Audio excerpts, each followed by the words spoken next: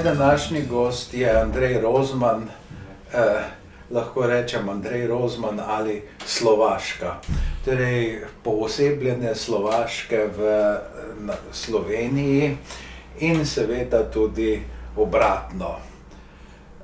Torej Andrej, kako Slovenec postane slovakist, tako rekoč tudi častni Slovak? Ni preveč težko to. Ko sem maturiral, me je poklical dr. Franc Sušnik in je rekel, ukvarjaj se s slovaščino, lahko bi naša gimnazija imela tudi kakšno katedro na Filozofski fakulteti. In leto 68 je bilo, 67, sem šel študirati slovenščino pa ruščino in sem šel k Smoleju na lektorat, ki je bil vedno ob pol 8 zjutraj, kar je bilo nam študentom zelo težko vstati.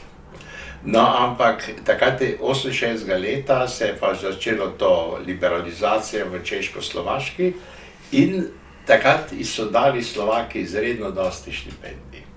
No in potem smo šli na to njihovo študij alkoholika Slovaka, kot so temu rekli, poletni seminar slovaškega jezika in smo tam pri velikih frančiškanih, v vinarni pili in jaz sem rekel, jaz pa prišel k vam študirati.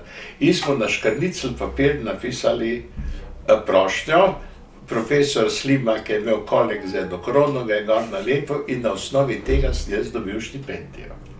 Ampak stvari trajalo, ta seminar bi moral trajati en mesec, ampak končal se je po 10 dneh, ker smo doživeli okupacijo Češko-Slovaške takrat in za mene je bil najhujši trenutek takrat, ko sem videl, kako so 16-letno punco na stopnicah univerze na pol prežagali z mitraljezom. No in potem sem čakal, a bo kaj iz tega ali ne bo kaj iz tega. No in naenkrat dobim telegram, ste dobili štipendijo, imate tam in tam stanovanje. No in sem se lepo odpravil počasi z vlakom na Slovaško. No in potem, ko sem končal v prvi letnik, bilo treba pač podaljšati to štipendijo in so rekli, Andrej, mi ti ne moramo podaljšati štipendije, ker ti nimaš nobenega slovaških korenin, ne. In si je zmislil profesor Pišot in rekel, kaj pa, če bi tvoja stara mama bila pri bogatem kmetu Sluškin in on, ko je ribala, je za njo hodil in je bil tvoj oče. No in potem smo tako napisali, vedno moja stara mama je bila pri bogatem kmetu Sluškinja in ta ji ni pustil pri miru in je potem moj oče se rodil in tako naprej. No, to se pravi leto 1968 in potem seveda 69, ko si postal na neki način klasik marksizma, torej leninizma. Ne, to je bilo pozneje. Mi smo imeli v 5. letniku na fakulteti izpit, predavanje znanstveni komunizem. No in jaz sem mislil, da sem tega znanstvenega komunizma izognil, ker sem pač iz Jugoslavije in pri nas so razmere drugačne, ampak je profesor Pišot hodil za mano in rekel, Andrej, lepo vas prosim, naredite že ta izpit, ne.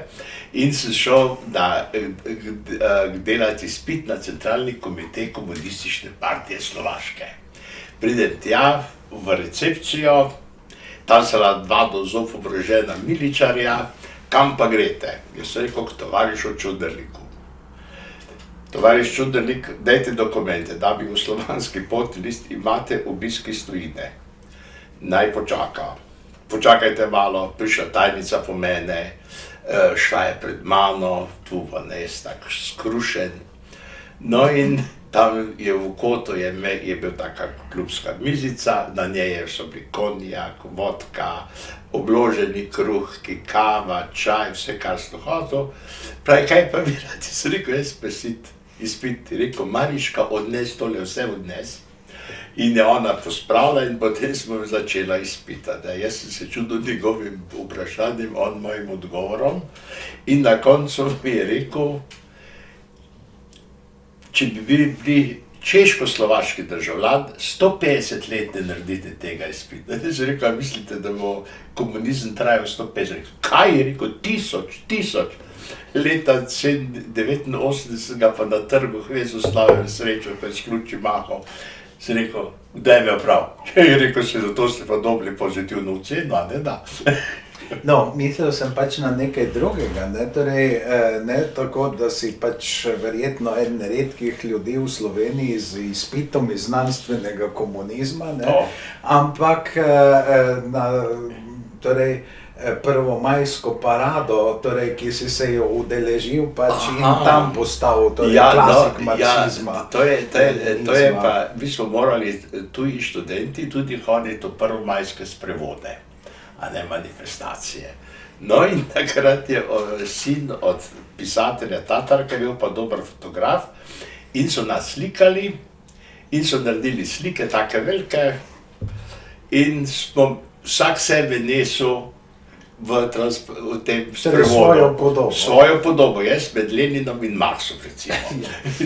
Kot nov obraz, nova klasika, ne. In seveda, to so nam pa tudi rekli, zdaj, ko ste prišli na konc, hitro te strgajte, pa bežite domov, ne, in prednost je, da so policaji pogruntali, ki so tam, niso imeli takšnih inštrukcij, kaj ne delajo v takšnem primeru, a ne, in takrat, ko so oni ugotovili, da je to bila že neka zafrkancija, smo mi že bili v internatu. V študentskem domu in to je bilo tudi zanimivo. To še zdaj, ko sem gledal, so Slovaki delali dokumentarni film v 69, so to pokazali. Ko se med klasiki marksizma, leninizma pojavijo mlajši obrazi. Mlajši obrazi in mlajši revolucionarji, veš, to je dejstvo, to so oni morali taka, veš. No, že, ampak zdaj se pa vrniva malce nazaj, namreč na neki način si ti, torej, vse to doživljal že seveda v Sloveniji, ker si bil pač torej kulakov sin, ne, in morda to, kar je najbolj prezrto tudi v sedanjem zgodovinopisju, to je pravzaprav obračun s kmeti, ne, se govori o neki modernizaciji komunističnega tipa, vendar kako je pa to v praksi izgledalo, je pa torej tudi zgodovinopiscem zelo torej neznano in odrivajo pravzaprav te stvari stran, ker to so bili zelo okrutni procesi na eni strani, na drugi strani je pa seveda res, da torej kmečko prebivalstvo redko piše spomine, redko pričuje, potem seveda deagrarizacija je tudi napravila svoje, marsikdo nima več dedičev, tako rekoč nima komu povedati, ne, kako se je to zgodilo in dogajalo in seveda bo za naslednje generacije mogoče vse to dosegljivo predvsem skozi literaturo, ampak na neki smešen način, seveda skozi Partljičevo komedijo. Ne, torej, in morda bo kdo mislil, da so bili to pač neki heci. V resnici je bilo to zelo resna stvar, ne, in zdaj, če greva še v tvojo rodbinsko zgodovino, ne, zaledje, vendarle dobimo drugačno sliko, da so bili to zelo resni in tudi danes bi rekli targetirani obračuni z določenimi družinami, tako tudi z vašo. Ja, no, jaz sem zvedel, to mi je teta povedala, da naša družina je bila od leta 1943 na seznamu za ustrelitev. In so mojega očeta že dvakrat hoteli, je bil na Graški gori, si je že grob izkopal. Prvič ga je rešil komandir žandarmerije nemške v Mislinji, ki je pomagal partizanom. On je bil iz Dolne Avstrije in je partizanom pošiljal sanitetni material, hrano, obute in tako. In je on preko svojega kurirja poslal jim sporočilo, pravi, če boste gospoda Rozmana ubili, bom jaz postrelil vse vaše in naše podrepnike. In drugi krat, ko je to bilo, so pa njegovi hlapci skočili v grob. So rekli, če te njega, tudi nas dajte. No in tako je oče preživel, ampak je potem skozi je bilo kaj hudega, a ne, in je zbolel za rakom. Jaz sem bil 8 mesecev star, ko je umrl, ampak stvar se je pa nadaljevala. A ne, leta 1949 so po naju z mamo prišli in so naju peljali na Prevale, torej in naprej v toplo, na avstrijsko mejo. In mama je tam poznala nekega moštega, ki je dajal komando strelaja, ne, miličarja, in je gledal in je rekel, Olga, kaj pa ti tu delaš? Je rekla, ja, ti mi povej, kaj tu delam. Je rekel, veš, da smo dobili naznanilo, da si ti celo vojno sodelovala z Nemci, z Gestapom. Takrat so najo pobasali nazaj, posadili v avto, v avtomobil so najo peljali domov in jaz se takrat tako dal spomnim še kot tako, ko sem bil 2 leti a pol star ali 3, ko so enega strašno tepli pri nas. Ne? In seveda potem se je to nadaljevalo,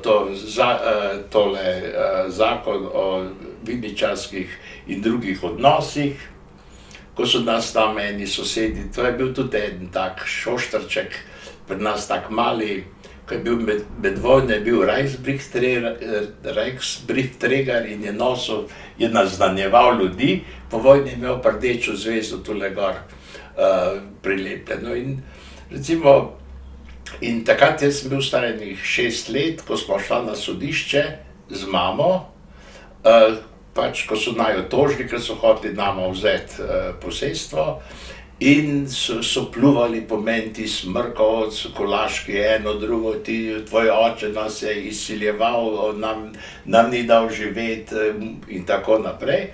In so seveda pripeljali tudi očetove hlapce. In ti si je tam en rekel, veste kaj, gospod sodnik, vam povem, tako dobro, ko nam je šlo pri gospodu Rozmanu, nam zdaj v socializmu ne gre.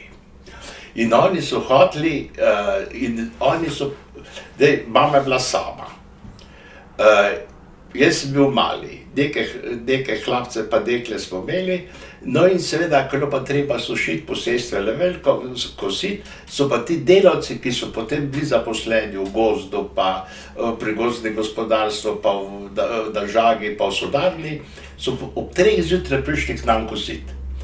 Ob 5:30 so šli v službo, na delo, ko se je leto obrnilo, mesec obrnil, so pa dobili plačo, pol plače samo. So rekli, zakaj pa pol plače? Ja pravi, po drugo polovico si pa Rozmanci pojet.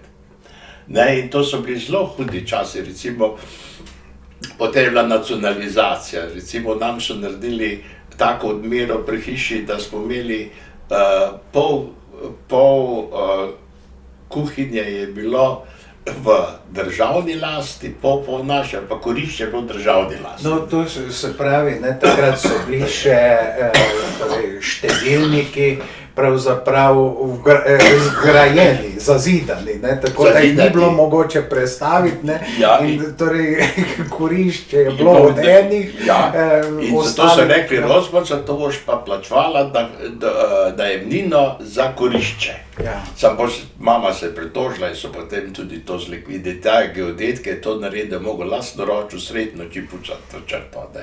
Jaz sem tudi recimo v svojo hišo hodil v šolo.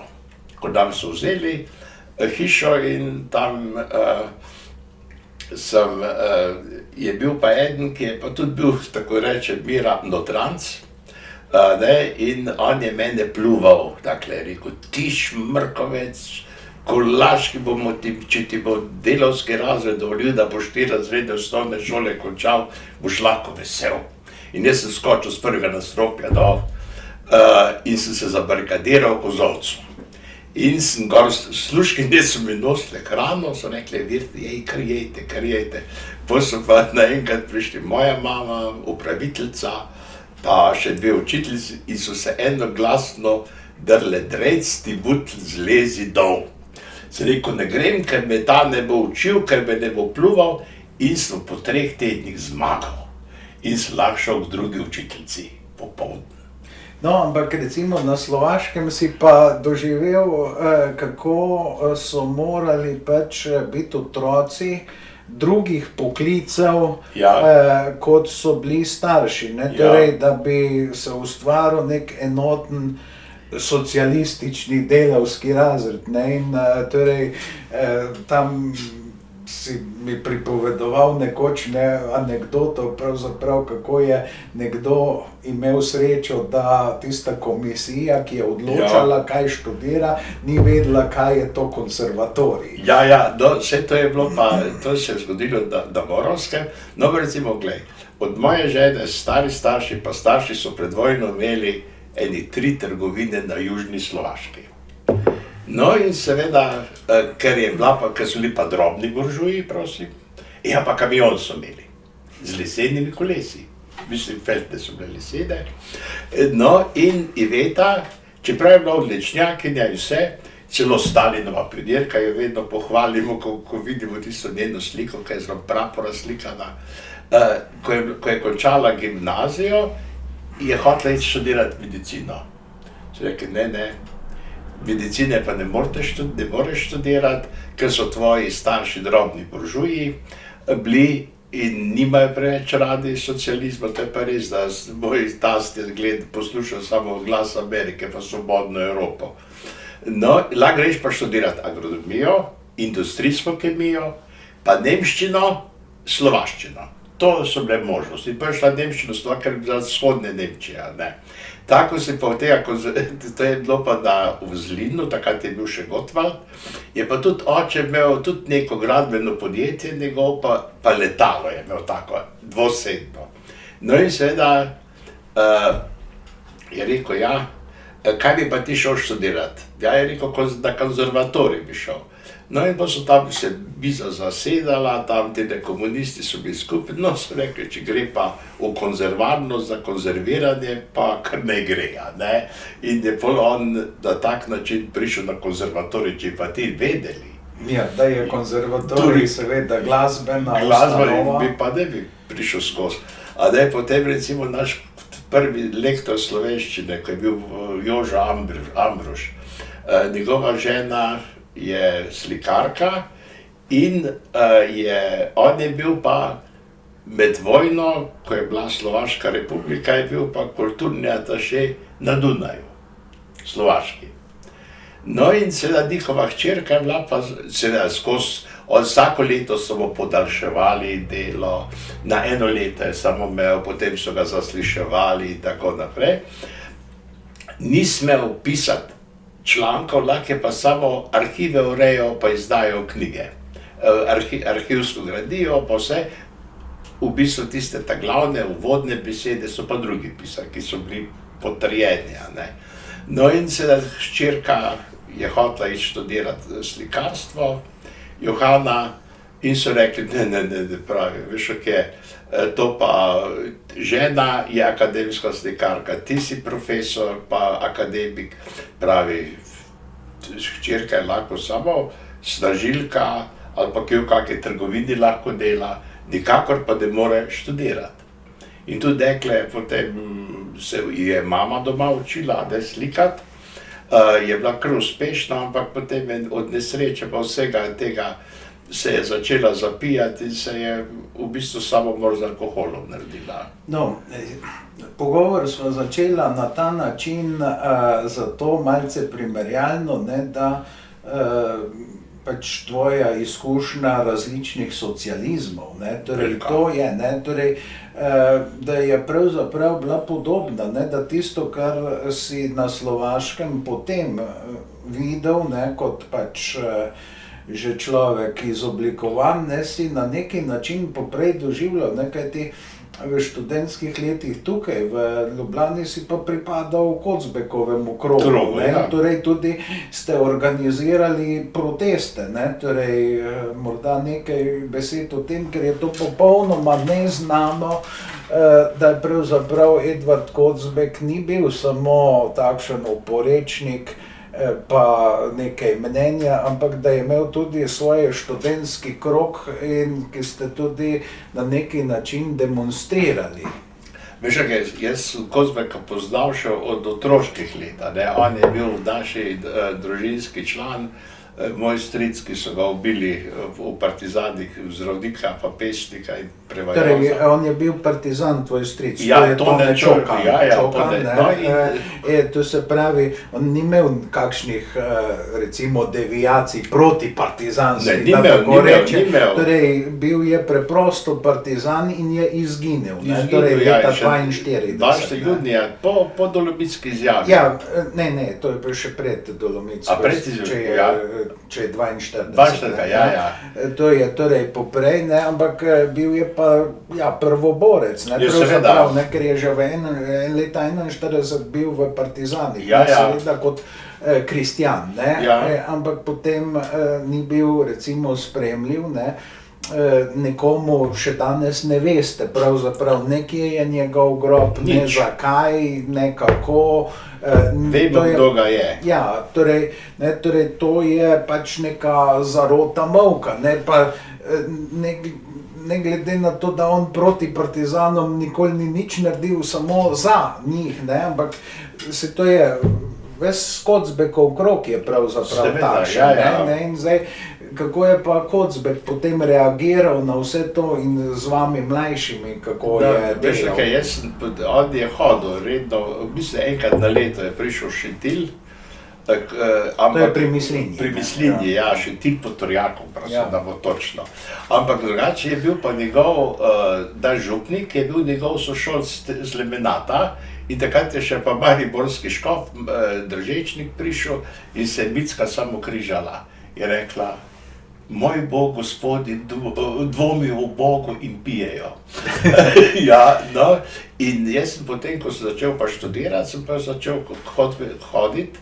Takrat se je tudi listina išla in takrat so ga na gimnazijo povabili, to je bilo zanimivo. In nas so tam po štengah, po stopnicah postavili špalir, največji slovenski duh, pesnik prihaja in tako naprej. Me je tam v vrsti videl, me pa objel, zdravo, Andrej, sva se kušala in rekel, pa greš pa z nami domov, ne. Jaz naslednjo jutro pridem na gimnazijo, me takoj ravnatelj pokliče. Je rekel: "Kako si pa ti upaš največjega slovenskega še živečega pesnika tikat?" Jaz sem rekel: "Če me pa varoval, ko sem bil mali, ne." In to so kar debelo gledali.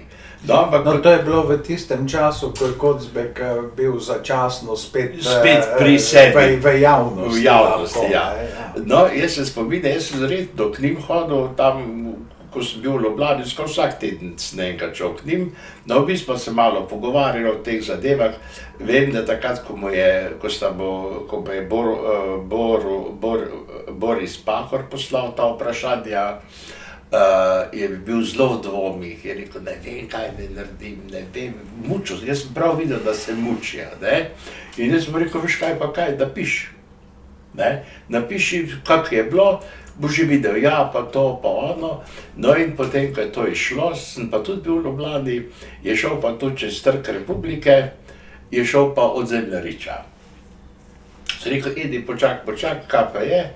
Je rekel: "Veš kaj, pridi gor k meni, šnops moram spiti." Pravi, tako me je poniževal, celo smrtno kaznjo me je grozil. Je rekel: "Jaz sem bil popolnoma iz sebe, jaz nisem nič mogel izdaviti. Tako me je napadal, ne." No in seveda, ko je Edo umrl, je pa Matjaž me klical in rekel: "Veš kaj, očeta bomo takrat pokopali, bo pogreb v najožjem družinskem prijateljskem krogu." Sem rekel: "Grem, pridem." No in se res usedem v avto, pa še kolegico sem zraven vzel, za vsak slučaj, da bom imel pričo, najprej naj ostajo še v Petru v Savinjski dolini. "Kam pa greste?" "Ja, da Kocbekov pogreb." Samo številko si je napisal v avtomobila, nič dokumentov, nič. Prideva na Vranskem, ne na Trojanah. "Kam pa kam?" "Ja, gremo na Kocbekov pogreb spet, v Domžalah." Ne, in pa seveda pridemo tja in pa vse kup, da je bil pa državniški pogreb, vojska. Ampak je bil pa ob nenavadni uri, ne? Ja, ob nenavadni, mislim, dopoldne je bil. Dopoldne, Ja, zdaj se ne spomnim, mislim, o enih 10, ali koliko je bilo. No, ampak tam je pa, a veš, in pa so tam ga prinesli, pleh muzika špilala, streljali so v zrak, govorance so imeli, no in potem se je pa vojska spokala, je pa škof Lenič začel govoriti in takrat se je po oblaki so se razprli, tak žarek mu tak na obraz padel, zelo mene je pa Vinko Oštak stal in rekel, da je vržmo v grob še Ribičiča, pa Vidmarja, pa Mačka, vsi so bili tam, veš, ti gavdari iz baze 20 še živeči. No in potem se je pa začelo, potem so me začeli pa zelo zaslišati. In v bistvu najtežje je bilo pa to, da ko me je zaslišal sošolci iz prvega letnika gimnazije, ko v 2 letih ni mogel skupaj spraviti enega razreda in je šel pol v poštarsko šolo in potem je rekel, jaz lahko tebe uničim, je rekel. Jaz imam tako moč. Ampak veš, se je pa tudi vse skupaj tako mu speljalo, da je pa potem na lovu po nesreči svojega sina ustrelil. Ne, in to, no, potem sem zvedel, v zbornici je bilo 5 jih Torej, bil si profesor, ne? Bil sem profesor na srednji šoli, ampak potem sem šele zvedel, da ne smem učiti na gimnaziji in da smem na univerzi učiti. Lahko samo poklicne šole, pa tehniške šole, da ne manj škode naredil, ne. No, to se pravi, ne, ti tako zelo različni socializmi so vendarle do nekaterih ljudi imeli, torej, take poklicne prepovedi. Torej, to se reče neke vrste kastni sistem, ne, ti si to doživel pravzaprav, ne. In je hodil k meni vsak petek, je hodil, ali pa vsak drug petek iz cela delave z državne varnosti domov. In jaz imel popoldne šolo, ampak takrat sem zelo težko šel v šolo, ko smo se ga fajn nažulila in smo se začela pogovarjati. In on je debel rekel, veš, ne vem, zakaj tebe toliko naznanjuje, si čisto normalen fant. In smo se spoprijateljila in sem rekel, lahko jaz jim radijske igre špilam. In rekel, dej špilaj, je rekel, dej. Jaz pridem v šolo gor ob 7 zjutraj, kaj si tako slabe vole? Pa jebe, ti se rekel, sanjalo se mi je, da je avstrijsko-jugoslovanski mejni prehod na mislinskem klancu. Čujem, sem prišel iz razreda, Rozman telefon, so že klicali v Celju, on kliče nazaj, fajn si jih zašil, Torej, ker se ti je sanjalo. Ja, ker se mi je sanjalo, ampak oni so mislili, da jaz resno želim, da se bi otrgal. Ker ti bi bil potem tujec. Jaz bi bil tujec, ja. Ker si delal v Velenju, ne, torej si pa na vrh mislinskega klanca, pa se začne misliti. Ja, pa se začne, to je. In se ti je sanjalo, da si Avstrijec. Da sem Avstrijec, ja. Pa vse to so ti kake neumnosti. Ja, ampak potem, ne, čeprav vem, ne, si što nadaljeval, ne, in si na vse zadnje, ne, si ugotovil, ne, da si bil voden kot meščanska desnica, na drugi strani pa kot ruski človek. Pa kot ruski človek, ja, to so mi, ja, to jaz tudi ne ve, kako to gre. Verjetno, ker si velikokrat potoval na Slovaško, ne, zakaj bi pa drugače. Pa veš kaj, to je bilo hec. Ko sem dal prošnjo na velenjski naš čas za novinarja, ne, in nisem dobil odgovora, pa le, tam je ena, ki je bila tam v knjigovodki, ali kaj je bila, je pa rekel, daj bomo že temu Rozmanu dali, so me poklicali. In me ta glavni urednik in direktor rekel, za ruske špijone pri nas ni prostora. Ali sem debelo gledal, kak ruski špijon si jaz? Ampak v bistvu pa to, da bi smel tam medini visoko šolo končati, veš. No in potem sem šel pa na Rudnik in so me vzeli za lektorja v taki mali tiskarnici, tam smo veš kaj delali, take zagorenje navodila, pa tako smo tiskali. No in še tja so leteli, ne me ne vzamejo, ampak ta direktor, ki je bil, takrat je tak vsak drug bil direktor tam, za kadrovske zadeve, je po Slovenj Gradec poklical in rekel, pa kaj imate videti proti Rozmanu, ne? Tole, ja pravi, nič, ne, vzemite ga, no in pa so me vzeli, tam 1 leto pa pol delal, meni se zdi, no in potem sem se pa spravil na rudarski šolski center in so me potem dali učiti sem bil v Sloveniji največji izobraževalec bosanaca v slovenskem jeziku in ruskom. In to sem tam, ampak ti povem, jaz sem s temi fanti tako dobro shajal, sem jih imel izredno dost in ti povem, da ko sem jih literaturo učil, da še zdaj, ko je bila ta vojna, ko so bili dol, so me klicali hvala, da ste nas opozarjali, ne bomo surovi, a veš. Tako da je, tudi s temi ljudmi se je dalo marsikaj narediti, da to je dejstvo. Pa veš, pa so prišli kakšni otroci, ki so bili tako zademarjeni, ko starši pač niso imeli časa se tam učiteljicam hoditi, pa jim nositi neke rožice pa to. In jaz sem enega fanta so poslali v skrajšan program, kot jaz ga učim, pa to gledam, sem rekel, ti ne moreš biti v skrajšanem programu. Sem ga pa na lastno pest prešolal na tehniško šolo, pa sem mu fejst pomagal in tako naprej. In je pop inženir zdaj. Če bi pa prisluhnili tem učiteljicam tam v Velenju, osnovnošolskim, bi pa zdaj lepo bil tam en pomožen delavec, veš. Ja, ne bi imel prihodnosti. To so nas na Slovaškem učili dve stvari. Odnos do otrok. Pozitiven, odkrivati pred njih dobre stvari in akademska čast. Pravi, vi kot visokošolsko izobraženi ljudje ne morete kar tako v 3 dni nekaj govoriti brez argumentov. Pravi, vam se mora poznati pri vaši drži, da imate visoko šolo. In to jaz pri nas pozavešam v Sloveniji. In veš, to je zanimivo, ko si rekel. Češko-Slovaška res, da je bil mogoče na videz do trši režim. Ampak ta sled prve republike, demokratične republike, bila pa izredno močna.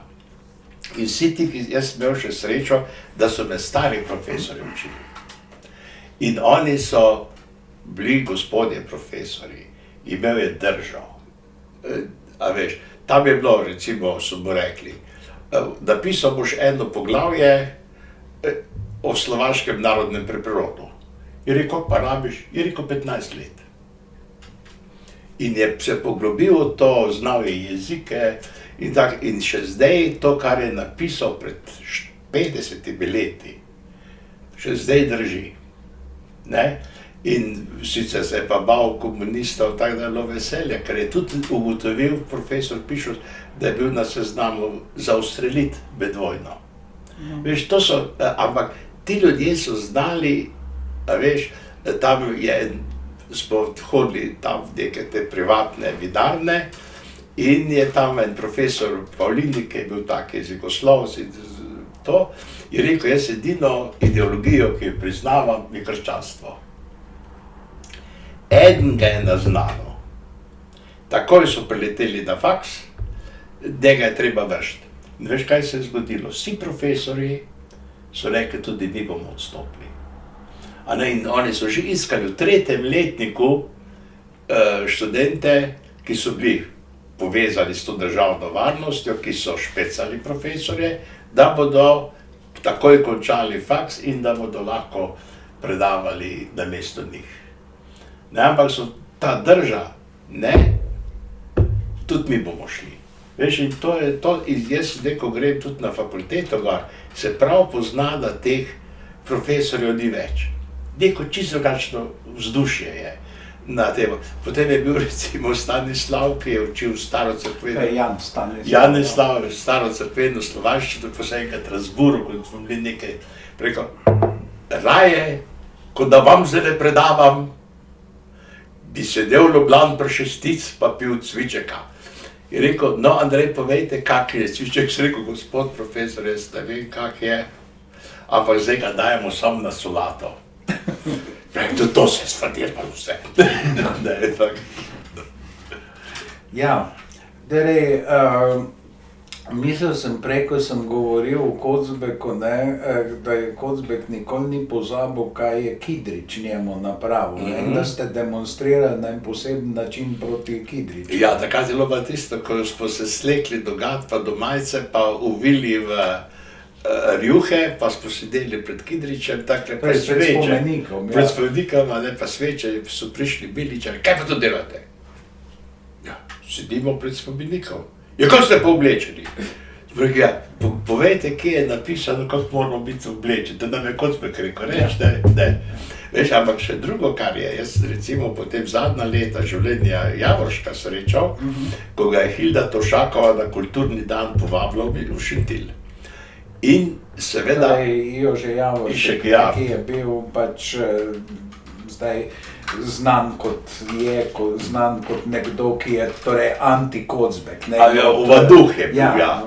In on se ga tam napil in ko smo šla mi dva od nas, tako kilometer proti tam, ko je pri Hildi stanoval, ti ne moreš si misliti, kaj sem jaz to naredil, zakaj sem to delal, in toliko me je imel ta Kocbek rad.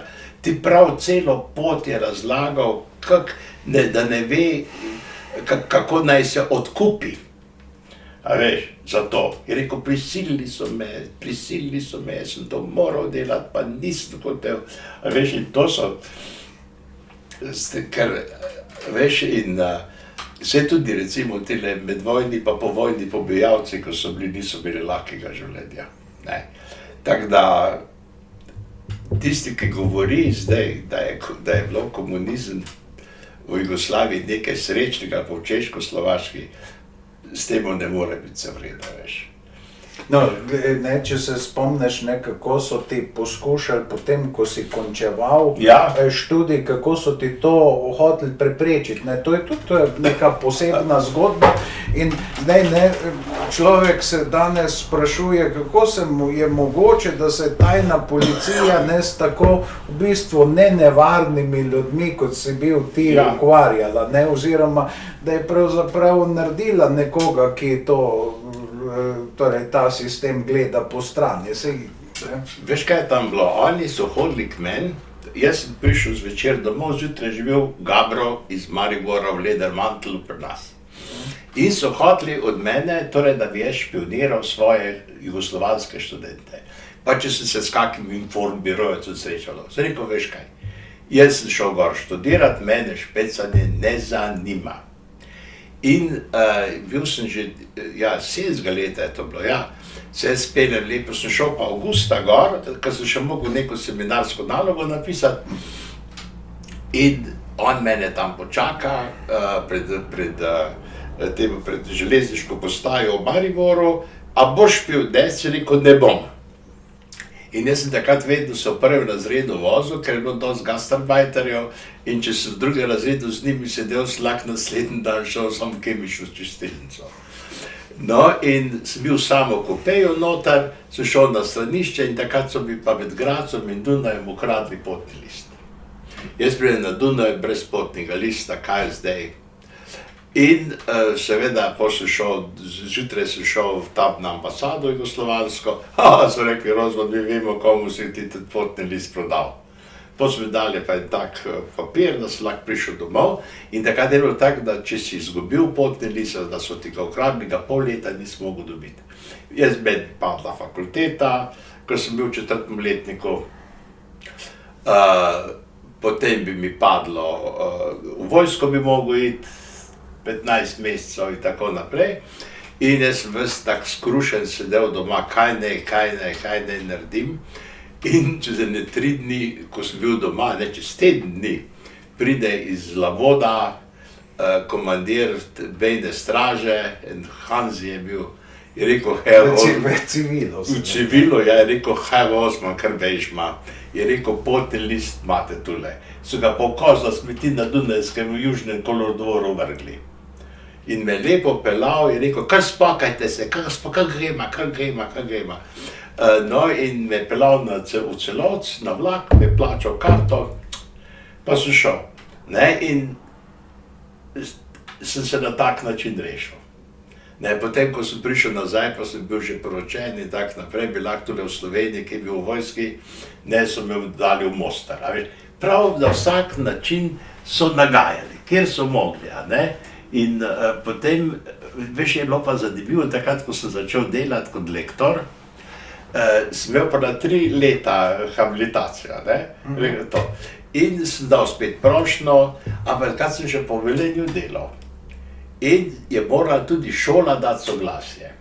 In veš, kaj so ti napisali? Da ne priporočajo, da me izvolijo v naziv lektorja za slovaški jezik, ker nimam pozitivnega odnosa do jugoslovanske samoupravne socialistične skupnosti.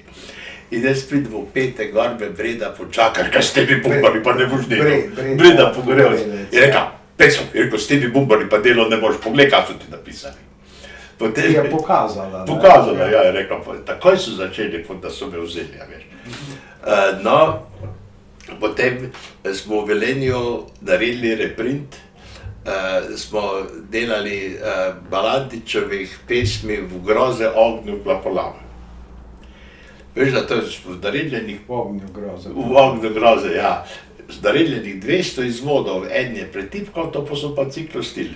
In veš, da sem to učencom nastalo. Pa tudi o Balantiču sem govoril pa vse. Tudi ve, kdo me je naznano iz šole. Vse sem ga zadnjič enkrat srečal v Velenskem parku, je sedel tam pa se sončil. Sem rekel, čuješ to na tak način, socializma ne boš v Sloveniji zgradil, sede. Je kar v stran pogledal, ne.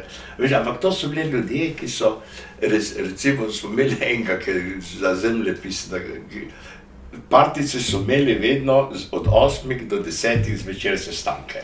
Ampak on bi rad še do polnoči podaljšal, samo da bi govorili o težavah političnih težavah Jugoslavije, veš. No in vem, da se je strašno jokal, ko se je Jugoslavija razpadla.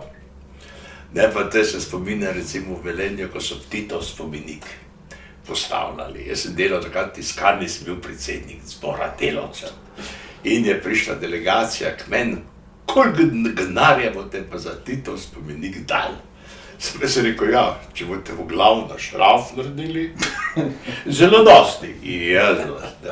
To se pravi, da blag samo glavo premontiral. Ja, mislim. Sem rekel, pogledajte, to so Rimljani delali, pa kak imperij so imeli, ko je en cesar šel, so ga ubili ali je umrl, so mu glavo... Torej, celo ena pozna antična državljanska vojna, če se prav spominjam, je zaradi tega nastala, ker so sovladarjeve glave v Emoni prehitro zamenjali. A res? Ja. Mislim, da je bilo tako. Ja, no in to, veš, kaj so z mano takrat delali, to so me podam, kaj si jaz mislim, če vem, da je to tovariš Tito, eno, drugo, vse zavem, da je tovariš Tito, ne. No, pa smo pol malo denarja sem dal. No, ampak na neki način si bil kot nek Švejk, Švejk, to si verjetno iz Slovaške, Prenesel, ja. Češko-Slovaške uvozil. Ja. No, pa veš, pa recimo, ko je bilo Titovo Velenje, veš, kako navdušenje je to bilo. To je kar špricala sreča z ljudja, veš, res. To so hodili tam, Titovo, pogledajte, Velenje so izbrali. Ne vpraša, kakva žalost je bila, ko ni bilo več Titovega Velenja. No, ampak ko si pa ti začel za Demos govoriti, da so te pa tudi poučili, torej, ko si govoril, da ne bo več komunizma. Točno, ja. So rekli, kdo je pa ta tovariš, ko tako lepo govori o Pučniku. Ja, to si bil ti. Ja, pa sem rekel, kje je to bilo? V Škalah je to bilo. Aha. In sem rekel, jaz nisem tovariš, jaz sem gospod.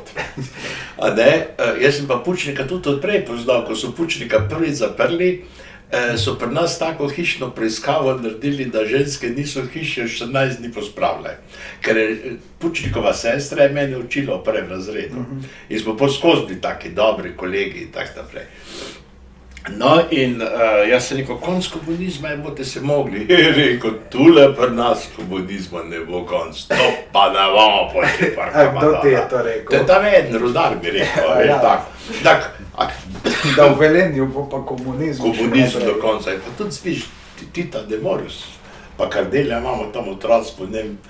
Sej to je recimo romaneskna snov, torej Vojnovič, ta ruski pisatelj, ki ima torej južnoslovanske korenine, dubrovniške korenine pravzaprav je napisal, ne, torej roman o tem, ne, potem, ko je propadel komunizem kot svetovni projekt, ne, potem, ko je popadel še v eni deželi, ne, je pa zdaj v enem mestu, ne. To je nekaj, se je tudi v slovenščini šel ta roman. Ne, sej, veš, mislim, to je tako zasidrano, veš, in mislim, to je zato do tega prišlo, ker so v bistvu leta 45 elito pobili. A veš, in potem so mi smo imeli v gimnaziji, ko so hodili, smo končali pouk, torej zgodovine s koncem Prve svetovne vojne. Niti Jugoslavije nismo več obdelovali. Ker je profesorica rekla, 50 let mora biti odstop.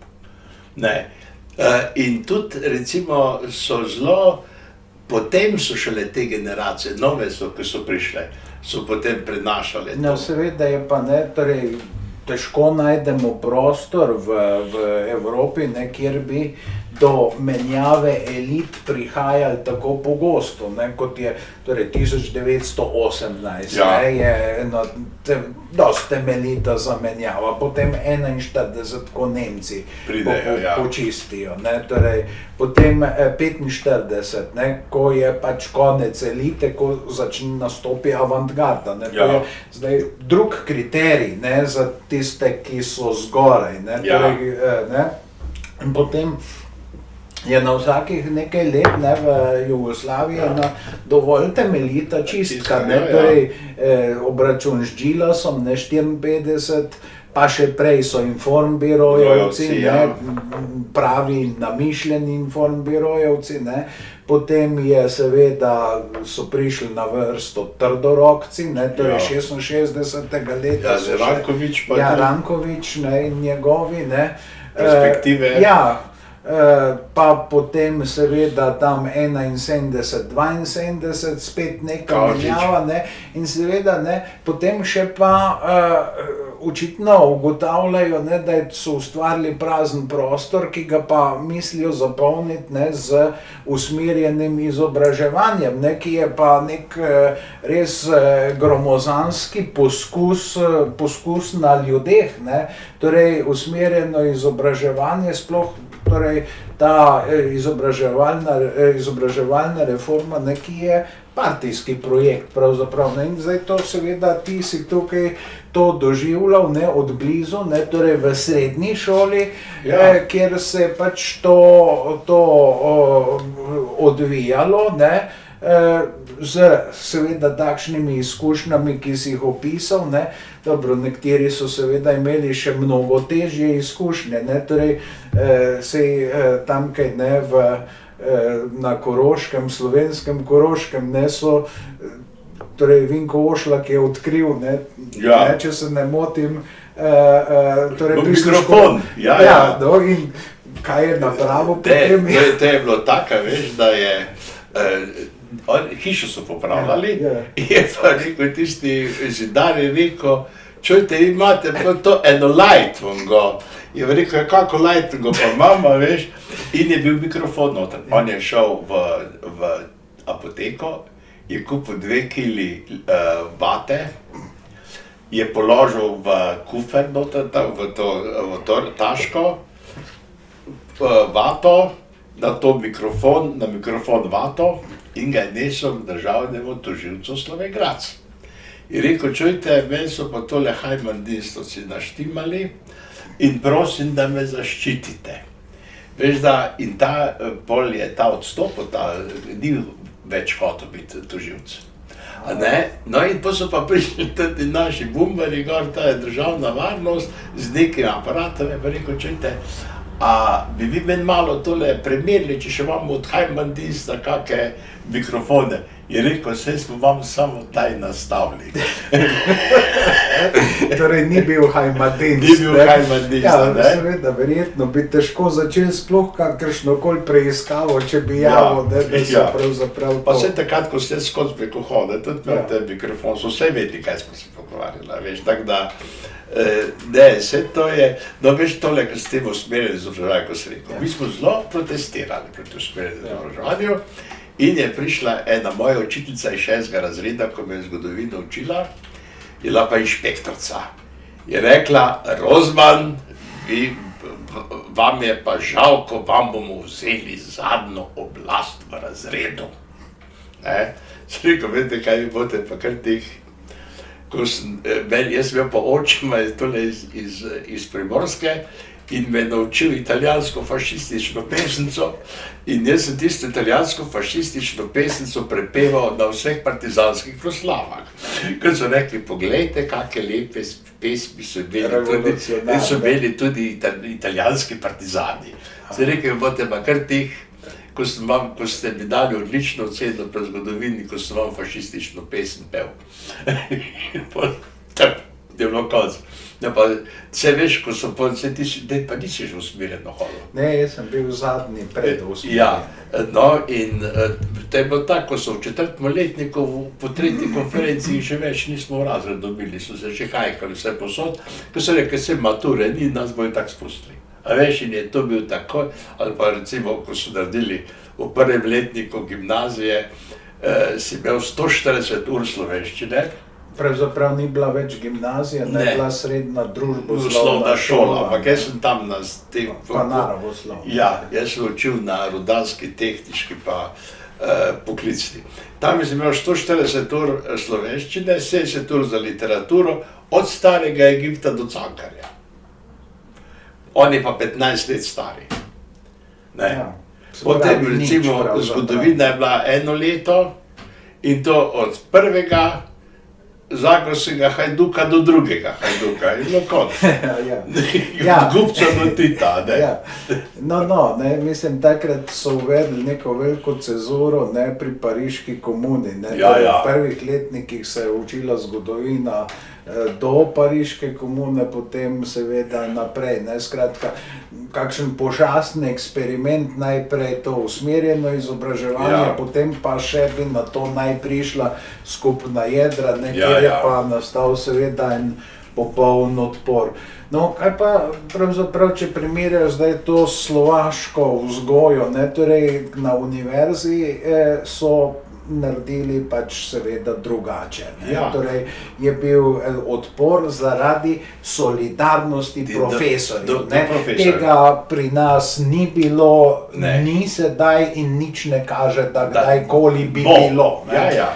Torej to, kar je na slovaškem, na češko-slovaškem bilo, ampak zdaj ti si doživel tam torej tudi tisto, čemur se reče normalizacija.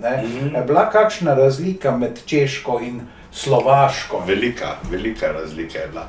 Veš, ko so Dubčeka, jaz sem tudi Dubčeka osebno poznal, Torej, koga na slovaškem Andrej Rozman ni poznal? Torej, poznal si notranjega ministra slovenskega štata, torej Šanja Maha. Ti, a veš, ampak to je bilo zelo zanimivo človek. Torej, poznal si Dubčeka, torej Husaka si vsaj videl. Pa tudi Husaka si poznal še prej, še prej, preden je prišel tja. No, poglej, to je bilo tako, oni, seveda, problem je bil, kako Rusi niso mogli, takoj ko so prišli noter, Sovjetska zveza, zamenjati vlade. In so potem Dubčeka še pustili do aprila meseca. 69. No in potem je šel pa za veleposlanika v Turčijo in jaz sem bil v Bratislavi v gledališču, so igrali eno igro iz 19. stoletja češkega in tam igralec reče: "Šel bom v Turčijo." In cela dvorana: "Pozdravi Dubčeka." Ker oni, veš, tam se je spremenilo v bistvu to.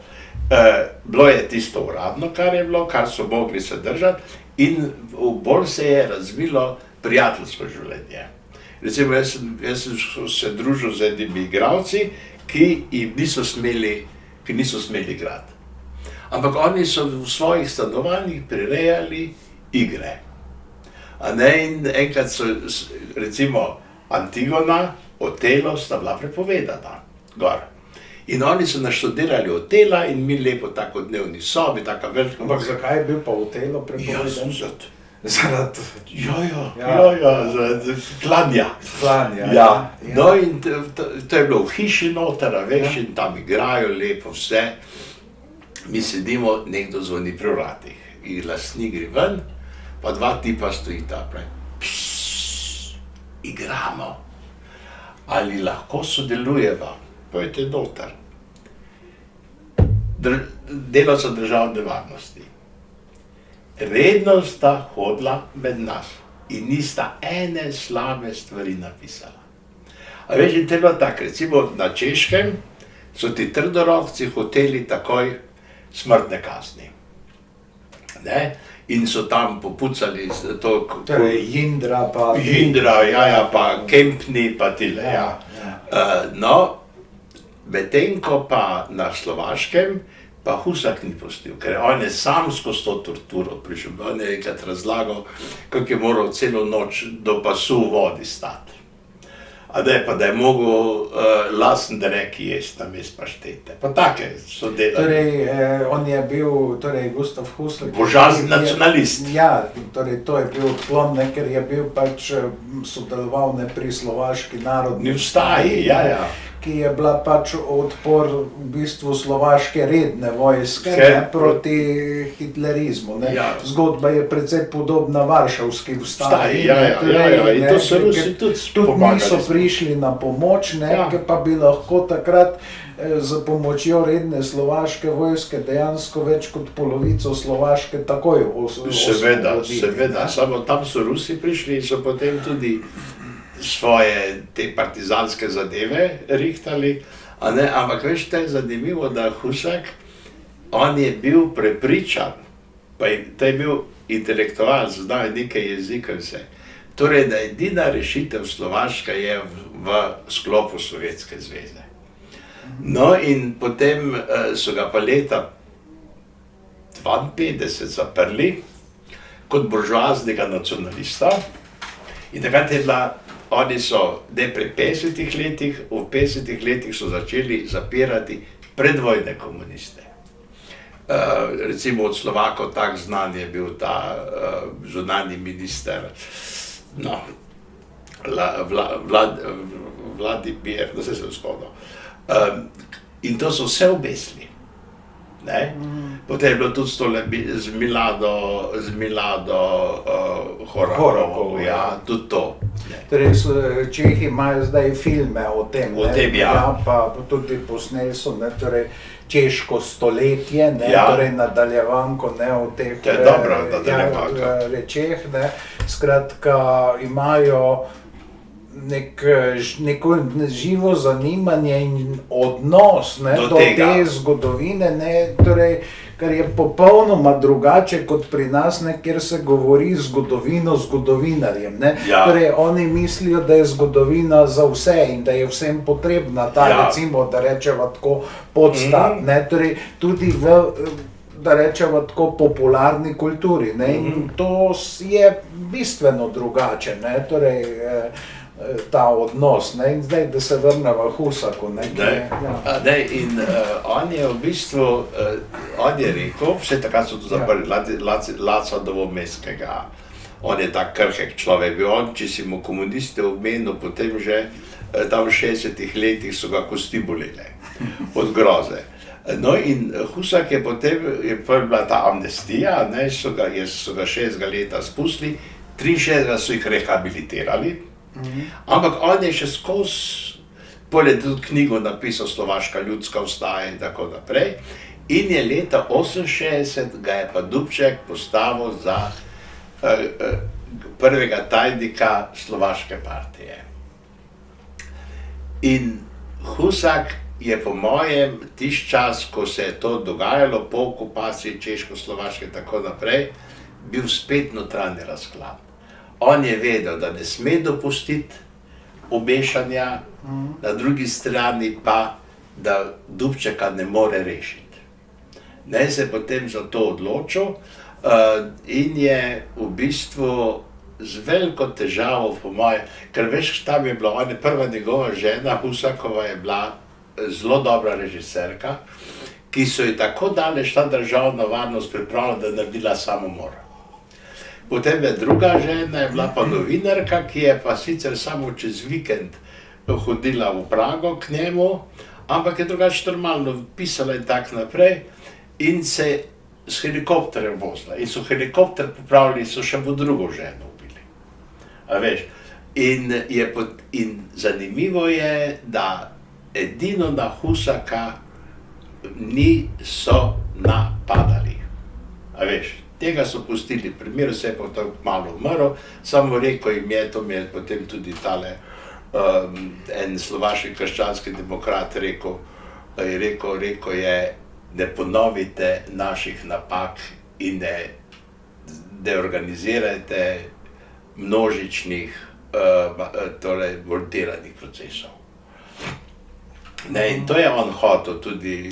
No, torej, ne, zdaj, če beremo pa tudi spomine, ne, Šanja Maha, Ja. torej Aleksandra Maha, torej v bistvu ne slovi kot najbolj pronacističen človek slovaškega vodstva, torej prve Slovaške republike, ne, torej od leta 39 do 45, ne, in tam noter pa tudi prebereš, ne, da je kot svojo nalogo razumel ne zdaj vpeljavo hitlerizma ali kaj, ampak reševanje Slovakov. Slovaških življenj, čim manj Slovakov naj pade, ne, Ja. ker Slovaške niso ustvarili Slovaki, Ja. Slovaško je ustvaril Hitler. Ne. Ja, Torej, seveda, to je to- zanimivo, ne, torej on gotovo, Mah je bil nacionalist, ne, Ja, torej, tudi antisemit je bil, ampak Ampak ko je videl, da Nemci vozijo v Auschwitz, je štopal.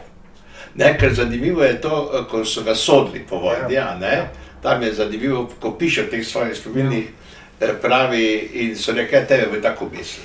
Ker to je zanimivo, da oni so po vojni za te slovaške politike med vojne, so obesili sa dva. In sicer Tisa in pa Tuko. torej predsednika Pa države pa in vlade. predsednika vlade. Ja. No in je rekel, dobro, rodil sem se v nek napačen čas, pač sem bil pahnjen v to, moral sem se odločiti sem se tako dobro, zdaj pač bom mogel za svoje grehe odpikati. Je rekel, tako razmišljam, sem se sprijaznil s smrtjo, pravi pod Viselce bo šel z mano duhovnik, me bo pomeril, me bo pokrižal, me bo dal poljubiti križ in me bojo obesili. Pravi, potem sem pa pomislil na komuniste. Pravi, kaki reveži bodo, ko bodo šli sami pod Viselce in se še bodo sikirali, da so dobili prenizko kazen, ker so izdali partijo. Ne? In je potem dobo, mislim, 20 let, pa ni sedel 20 let, so ga prej spustili. No in je, veš, in on je, recimo, tudi te zadeve, ne vem, kak je on, recimo, reševal. Ne, zanimivo je to, on je potem skupaj s Husakom sedel v zaporu in so hodili k vprašanju Mahu, ti državni varnostniki, a ne predstavniki državne varnosti, zasliševalci, ne proti Husaku priča. Je rekel, gledajte, jaz pikam za svoje grehe, Husak ne za svoje grehe. Pravi, in tako sedimo tam, lepo jaz pogledam skozi okno, joj, pravi, Gusto Husak, Okali, Laco Novomeški, pravi, sigurno bo kak kulturni dan, kak kulturni večer, sami kulturniki so prišli in so ga dali k njemu v celico. Ne, in potem so se pogovarjali. No, je rekel, jaz, ko sem videl, da preveč Gestapo že gre za Husakov, jaz sem dal kar zapret. Ne, in sedel v Ilavi, delo je pa v kuhinji, da se je lahko redil in okrepil. Je rekel, Gusto, a smo tebe mi po noči budili, ko si spal? Ne, to vidiš, nam pa niso pustili spati. So da z ledenom vozlo vrlo polivali, ko smo spali in to. A ne, je rekel, kaj si pa delal? Je rekel, v kuhinji sem sedel, krompir sem lupil, pa jedel sem. Torej Husak, Husak, v času Slovaške države. Ja, in to so se vedeli, ne, in jaz zdaj se točno vsega ne spomnim, ne, ampak oni so takrat tudi prišli do skupnega spoznanja, torej, da so bili ti bolj nežni. nacisti, fašisti kot pa komunisti potem, ne. Ne, torej, čisto drugačna strategija Ja, je bila, preživetja neke velike krize, kot je Ja. recimo na Slovenskem. Ne, torej, Ja. ko se toliko govori, kako smo Slovaki pa Slovenci si podobni, ne, Ja. torej, očitno je, da v odnosu, ko pride neka velika kriza, je to nekaj popolnoma drugačnega, ne, ker seveda ne, za Slovaško je bila pa tista najhujše Madžarska, ne, Ja, seveda. ja, ne, ker torej celotna Slovaška je pravzaprav bila Gornja Ogrska, ne, Ja, ja. ker Ogrska pa ni identično z Madžarsko. Seveda ne, pravzaprav. veš, oni tam je bilo problem, da recimo Slovaki so tam do leta 1848 predvsem prednjačili pred Slovenci, kar so imeli tudi te politične programe. in Ja, tako pa naprej. tudi veliko več časopisov. Pa ne, časopisov torej, pa ja, vsega. Zlom se je začel po nagodbi 1867 in takrat so leta 1870 so Slovakom zaprli vse slovaške šole, vse slovaške kulturne inštitucije in do leta 19 Slovaki niso imeli svojega šolstva. Recimo ženina stara mama je hodila v madžarske šole, slovaščino z madžarskimi pravopisom pisala, a veš. Ja. Ne, to je bilo Tako to, kot v Prekmurju, Ja, ne, ja, Prekmurju, torej ja. je bilo tudi podobno. Ne. ampak veš, to je zanimivo, da tudi recimo se včasih govori, ja, pa Čehi, pa to, pa so pa tja. Ampak v bistvu so Čehi Slovake postavili na noge. Oni so takrat, recimo je bila slovaško gledališče, ampak ena predstava na leto je bila v slovaščini, druga vse v češčini.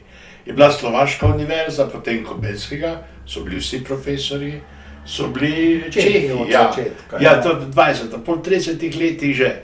No, ampak zanimivo je to, da leta 1939, ko so Čehe na vrbe, so te profesore nagnali in so jih potem njihovi študenti, ki so že predavali, postopoma spravili nazaj na Slovaško. Ne, da niso tam na Češkem v protektoratu Ja, ja. topli revščine. Ne? No, torej, ne sej, sem bral spomine češkega ministra Feyerabenda, ki je pobegnil preko Slovaške, Ja. pravzaprav ne na zahod, ne, ker je edinstven primer, ne, ker je bil v protektoratni vladi najprej, ne, Ja. pa potem 40 leta je pa že v Beneševi ekipi v Franciji in potem v Angliji, ne, in se potem vrne, ne, v torej Tretjo republiko, ne, Ja.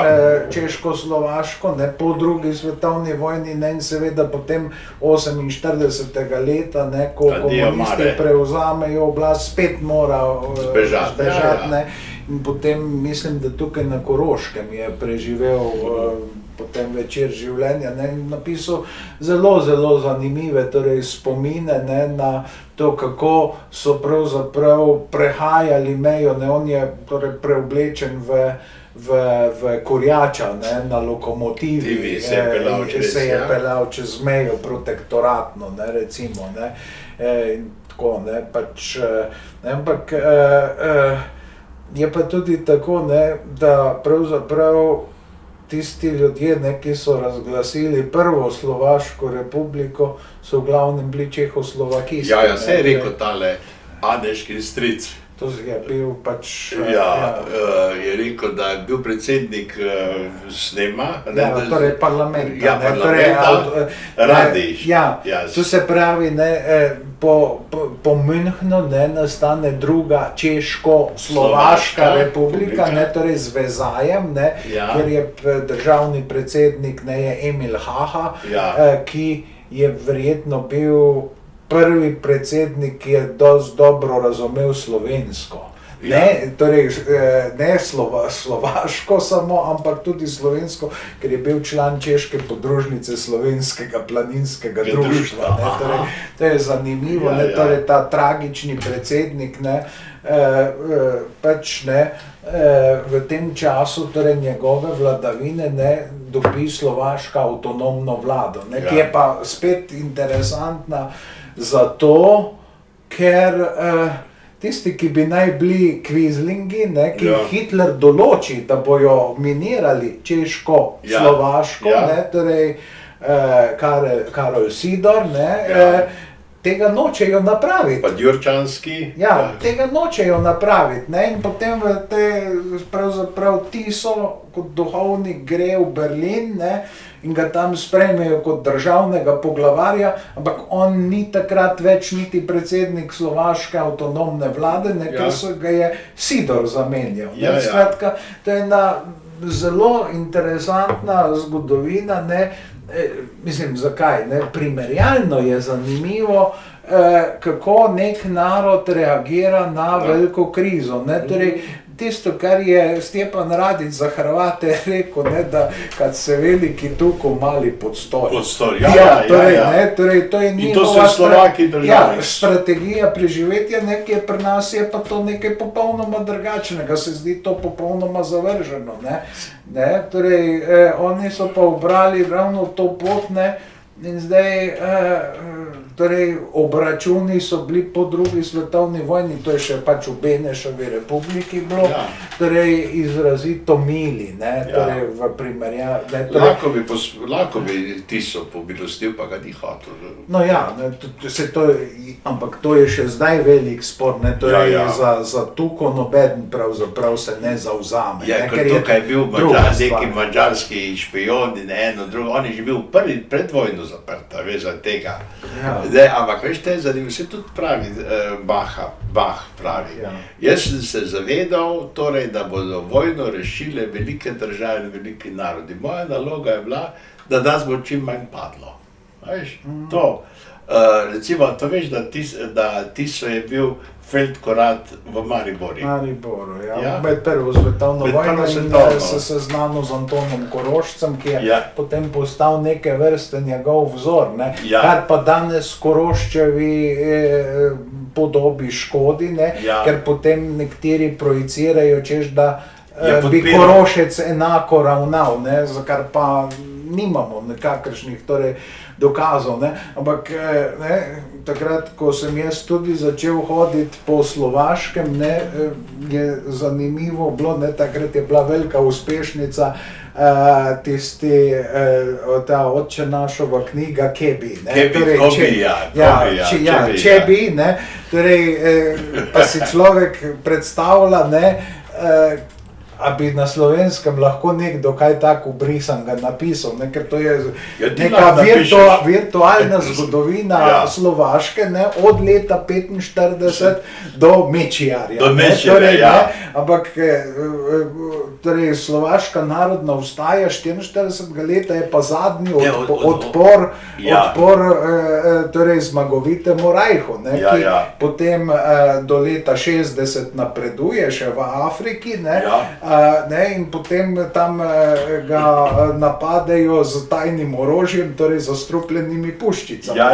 In potem vsi se smejijo, ne, ko objavijo te oblasti, ne, češ da je ustavljeno bilo napredovanje zaradi prezimovanja. Prezimovanje v Afriki, da to niti otroci niso verjeli, ne, in ne potem, ne, da je Hitler pač pobralo od togote, ne, in pol je pa prišel novi kompromisni Führer, ne, je bil pa njegov šofer, ne, Kempka, ne, in to je bila pa žalitev za Wehrmacht, ne, je pa polkovnik Stauffenberg napravil puč, ne, in prevzel oblast, ne, in potem se je Nemčija umaknila v svoje prejšnje meje, ne, in Evropa je zdaj postala takšna, ne, da je imela prostor tudi za Mečiarja, in tako dalje, ne.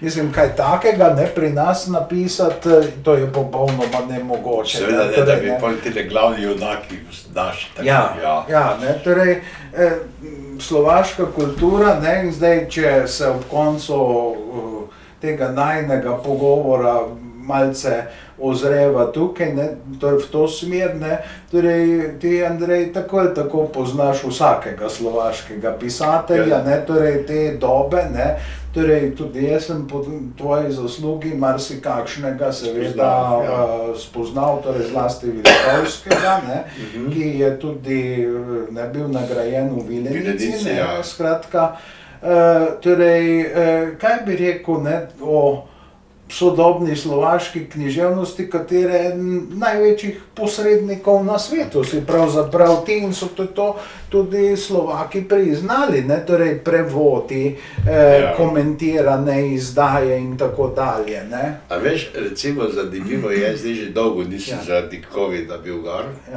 najhujše je to, da bi počasi ti moji dobri prijatelji, pisatelji umirajo. Recimo, ko pridemo v Bratislavo, pridemo v tuje mesto. Zdaj. Ampak, ko sva midva začela hoditi, ne, po Slovaškem, je pa seveda tako bilo, takoj, ko si izstopil, ta prvi človek, ki je prišel, to si ga osebno poznal, ne, torej malo tam, ne, pa, torej, če je bil Madžar, si ga obtožil iredentizma, ne, torej, ne, in seveda, ne, čudno so te gledali na meji, ne, ker si pač pozdravil še po komunistično, ne, torej čest. Čest praci. Ne, najbolj fajn je bilo, ko sem pelal gor na Slovaško slovenske Marijine sestre s kombijem. In pridemo mi na mejo in me vpraša carinik, kaj imajo pa sestre s sabo? Sem rekel, globoko ljubezen do Boga. Mislim, zdaj pa cela restauracija bila v Pretlažnika, več. No, in smo jih gor, še zdaj so gora, ne, jaz jih slovaščino učil preko knjige socialistične še. In smo se pol malo norce delali tam v Štepanji vasi. Ne veš kaj, jaz mislim, da recimo res je, da se je ta monolitna slovaško društvo pisateljsko razpadlo na več društev, da so se skregali, a ne, da tisti, ki so pač uživali v komunizmu, so imeli honorarje in tako naprej. Te so pol počasi pospravili na stranski tir, ampak veliko zaslugo, da niso bil tak pritisk na slovaške pisatelje, ima pesnik Miroslav Valek. Ne, on ni pustil tega.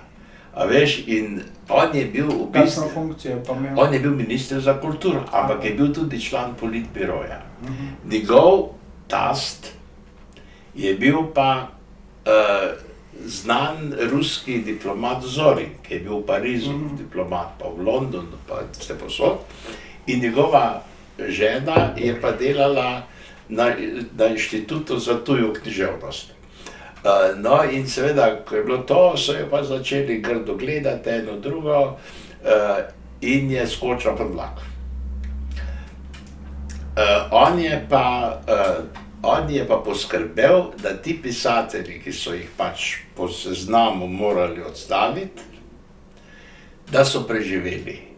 In jim je dajo honorarije, pa neka taka zaposlitve jim je dajo, da jim ni bilo treba kaj dosti hoditi v službo, ampak plačo so vseeno dobili. Medtem ko pa na češki strani je bilo pa to bolj kruto. In tudi Miroslava Valka potem, ko je bilo konec vsega, niso preganjali. On je tudi mirno odstopil, je rekel v redu, samo problem je pa to, da se je čisto zapil, da ob 10 se že z njim nisi mogel pogovarjati. To je bila ta groza, veš. On se je zavedal tega in je res pisatelj, ki bo neprimerno boljš kot Rufus. No, ampak zdaj ga pa tudi kaj dosti. Veš, zdaj se tudi ta literatura, zdaj je vse gre denar, pa čim večja produkcija, ampak kvaliteta ni pa nikakršna, ni več. Taka teža in taka kvaliteta kla prej, ko so lahko počasi delali, pa je premislil stvari, pa tudi, veš, imeli so dosti gradiva, izkušenj dosti, z druge svetovne, z predvojne in tako naprej. Recimo, jaz sem poznal tam pesnika Mila Urbana, ki je recimo bil na Soški fronti. In je on recimo napisal, v bistvu on je uvedel ta magični tole realizem v slovaško književnost z knjigo Živi bič, ki je pri nas Franc Tele prevedel že leta 30. No in med vojno je bil pa urednik v Gardistu, je imel to kulturno rubriko in po vojni nikamor.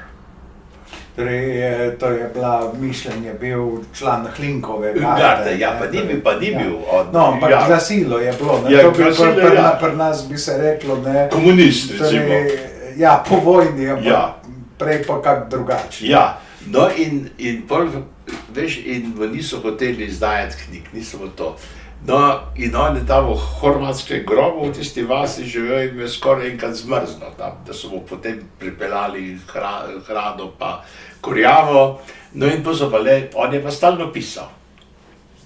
In pa so pa le enkrat rekli, no zdaj je bilo pa že čas, da ga malo tega greha odrešimo in ga je cenzura partijska povabila, da mu da romane. Veš, da je dal 3 romane cenzuri in so se rokopisi izgubili. No, to je bil podoben postopek, ne, kot pri Ja. nas, ne, ker je recimo roman o koncentracijskem taborišču, ne, torej Kraljev roman, ne, Mož, ki je strigel z ušesi, Ja, ja, ne, ja. prva verzija je izginila, ne, torej tudi Miško Kranjcu je izginilo tam pri tetralogiji, ne, pa seveda Miško Kranjec ni bil nič kaj uporniško. Ja, seveda, ampak vem. preprosto predstavljali so si oblasti, tako mora biti in Ja. nič drugače, ne, Ja, ja. torej nekaj popoln absolutizem, ne, in torej na Slovaškem Ja, in zelo je tudi podobno, srečo, ne. da je imel kopije, veš. Aha. Da je imel kopije in da potem je šlo to, tudi recimo Vilikovski ni smel izdajati. Aha. A ne, in potem on je pa skozi pisal in ko je leta 90, me pa naenkrat 5 knjig išlo. Vsi govorili, ja kaj, je rekel, jaz sem ja od leta 70 skozi pisal, dragi moji, a veš, Da. to. Da, ne, in torej ti si pravzaprav neko obdobje slovaške literature, pač eno generacijo dejansko spremljal, ne, od takrat, ne, ko si študiral v Ja. Bratislavi, ne, ker so te poslali potem graditi socializem Socializem, v ja. Kazahstan. Ne, Ja, v Kazahstanu smo torej, bili, ja, ja, torej, to je bilo ker tudi si fajn. gradil socializem brez svinčnice in vodne tehtnice. Vodne ne, torej, tehtnice, ja, to ja. se pravi brez Osnovnih sredstev za Leibeta, Ja. Wasserwagen, ne, in Ja, to ja. ni čudno, da se je podrlo, ne, ker je bilo malo ja, vegasto, takle, ne. to smo tak, ne, veš, mi Torej, smo- to je bila praksa, ne. Praksa, ne, Ja, mi, ja. nas so pač pomagati, moramo iti, ne.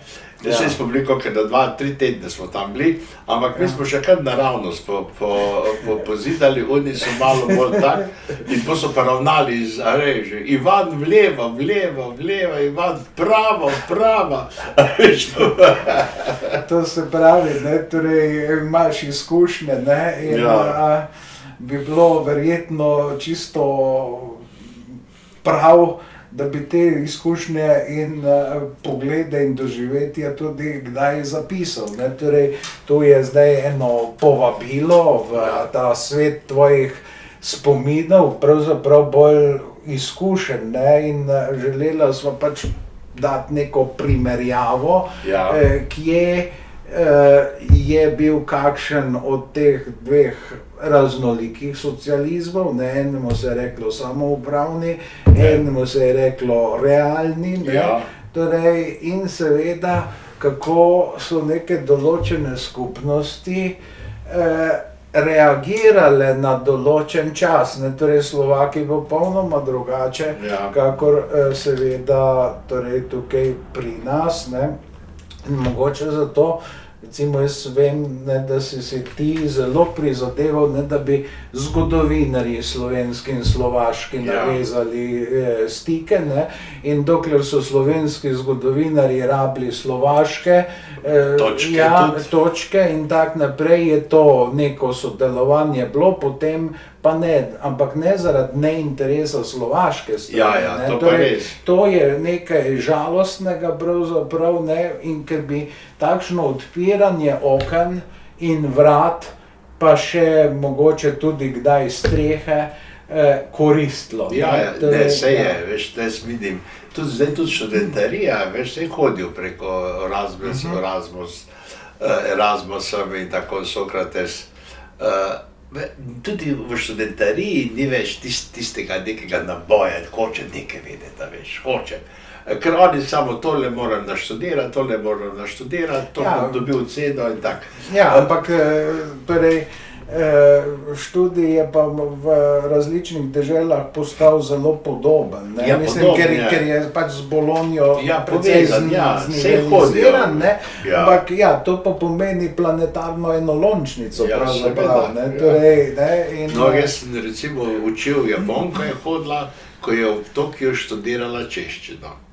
In potem so pa na Japonskem dali karto, zemljevid na sedu, so rekli, Praga, Ljubljana, ena narod.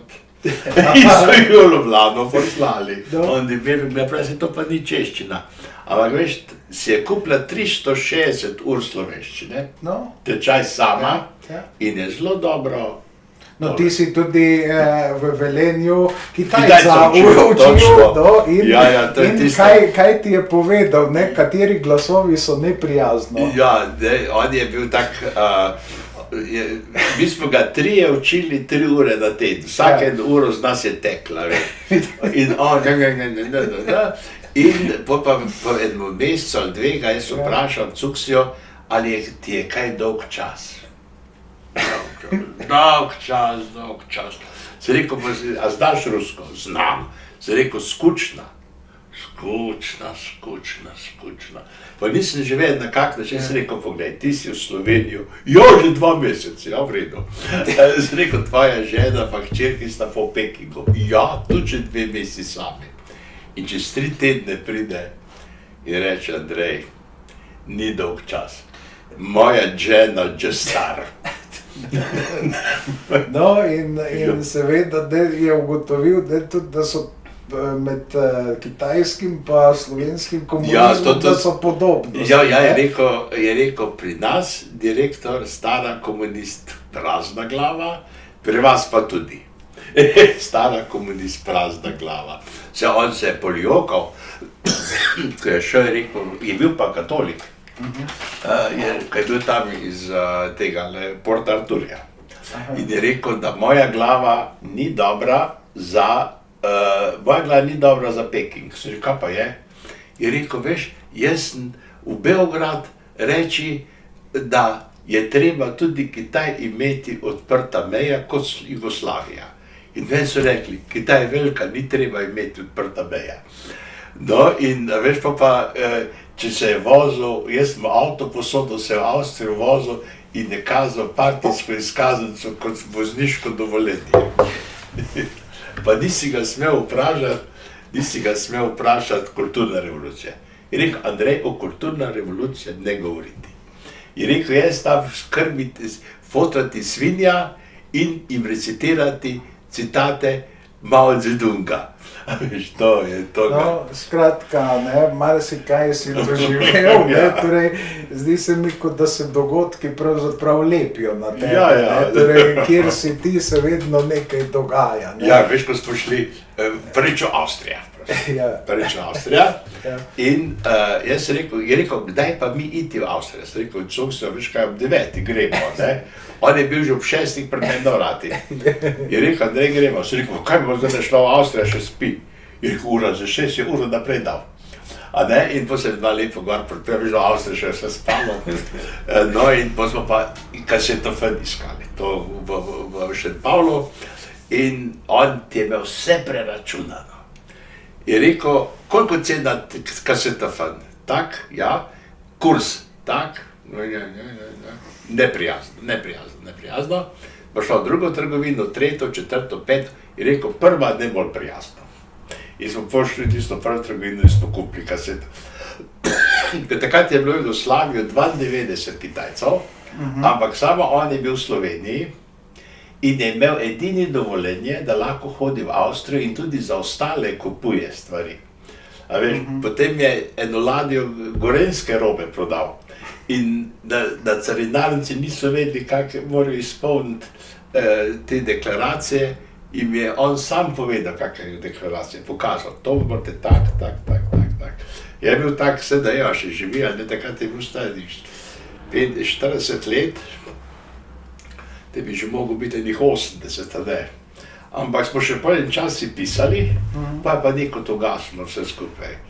Ne, tako da. No, skratka, zdaj so še povezali te s Kitajsko, ne? Ja. Zdaj so Kitajci tako ali tako prišli v Velenje, ne? Ja. Tako da, Ja. da se pravzaprav krog na neki način sklepa, sklenil se pa tudi najin pogovor. Ja. Andrej, najlepša hvala ti za to, da si te svoje izkušnje delil z nami, pa še kdaj, še mogoče kaj o torej Rusiji, Ja, to pa kjer, ja. kjer si seveda tako rekoč spet doma. Ja, Ne, ja, torej, nič več. Ja, najlepša hvala.